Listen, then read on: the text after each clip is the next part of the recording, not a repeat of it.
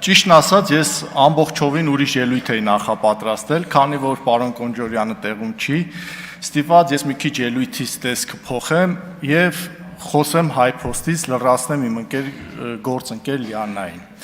Ես այս պահին ուզում եմ խոսել ոչ թե որպես падգամավոր, այլ մի պատմություն պատմել միջին վիճակագրական քաղաքացի Հարություն Մնացականյանից, ով արտահանումներ է կատարում Եվրոպա եւ որոշեց մի անգամ իր փաստաթղթերը հանձնի HiPost-ին, որպեսզի առաքանին հասվի Եվրոպայի իմ հաճախորդին։ Հետաքրքիր պատմություն է, բայց պիտի պատմեմ, որ հետո հասկանանք ինչու է վնասով աշխատում HiPost-ը։ Ուրեմն հրապարակում, ոչ թե մարզերում կամ որևէ այլ տեղ,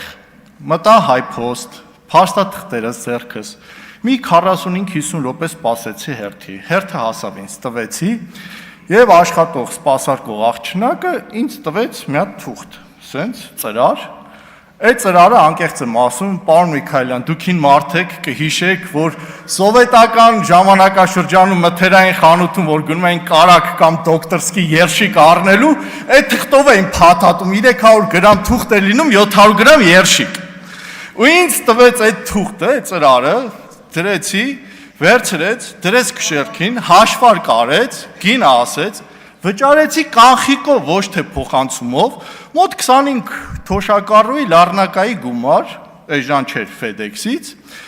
եւ դրանից հետո հետ վերադարձրեց թուղթ, ասում 1000 ներողություն ունես, ինչ պիտի անեմ, ասում եմ, պիտի ձեռագիր գրեք, ասում եմ, ձեռագիրը շատ գեշ է, որ ես գրեմ Իտալիա, կարող է Իռլանդիա գնա։ Մի խոսքով երկար բանակցություններից հետո չկարողացա համոզել եւ գրեցի տպատարի նման, sense դանդաղ գրեցի, տվեցի եւ առաքանին գնաց։ Անցավ 13 օր։ Հաճախորդից գնում եմ պատասխան կա թղթերից, ասում եմ ոչ։ Անցավ եւս 3 օր։ Ես ստիպված մտա կայք։ Եթե մտնեք HiPost-ի կայք հիմա, ես երեք էլ փորձեցի, գրում է 404 երրորդ։ Ստիպված, error, ես ֆրանսերեն եմ դպրոցում անցել, կարող եմ է ասել, էական չի դա։ Նորից հետ եմ վերադարձել HiPost, նորից կանգնել եմ 40 րոպե հերթ, նորից մոտեցել եմ աշխատակցին։ Խնդրում եմ, ասում եմ, իմ փաստաթղթերը ուր են, ասում եմ, չգիտենք։ Անցավ եւս 20 օր, իմ բեռը արդեն հասնում է Եվրոպա, հասնում է իր տեղ, կոնտեյներով 40 օր ճանապարհ է գնում։ Թղթերս չկա, գոյություն չունի։ Ես նորից օրը մեջ գնում եմ, որպեսզի կարողանամ մի ձև գոնե հետ վերադարձեմ, եթե պահեստում է կորել իմ փաստաթղթերը, որպեսզի FedEx-ով ուղարկեմ 2 օրում հասնի։ Ոչ մի պատասխան, ու այդ աղջիկը արդեն հենց ինձ տեսնում էր, արդեն փախնում էր։ Հենց մտնում էր, տեսնում էր, ինքը գործ էր անում, տեսնում էր հերթի մեջ կանգնած եմ, փախնում էր, որը արդեն աչքիս առաջ չհայտնվեր։ Եվ բեռս հասնում է Իտալիա, ստիպված, ես կապ եմ հաստատում Իտալիայի Մաքսայինի աշխատողի հետ, խնդրում եմ մեյլով ուղարկում եմ փաստաթղթերը եւ կարողանում եմ իմ բեռը մաքսազերծել։ Եվ 45-50 օր հետո նոր իմ փաստաթղթերը հասնում է հասցեա տիրոջը։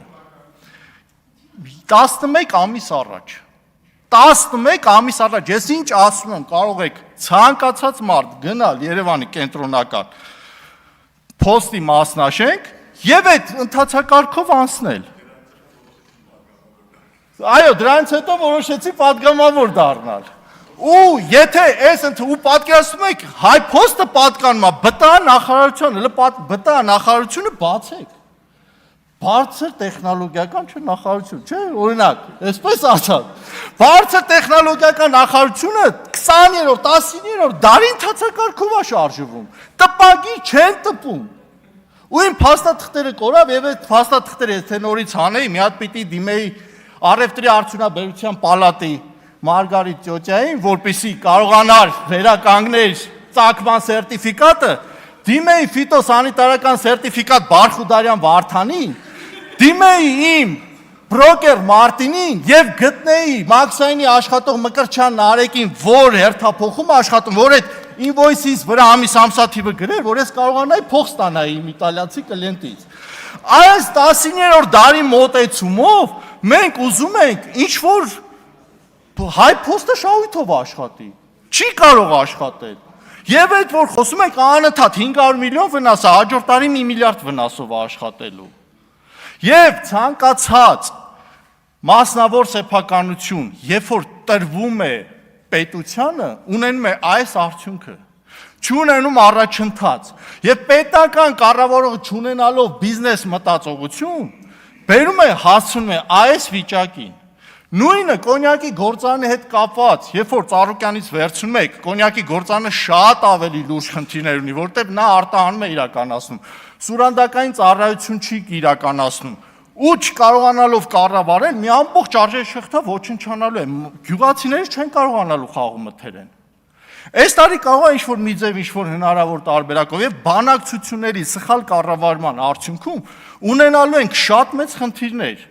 Ես հիշում եմ 2021-22 թվականին, երբ որ Գորիսի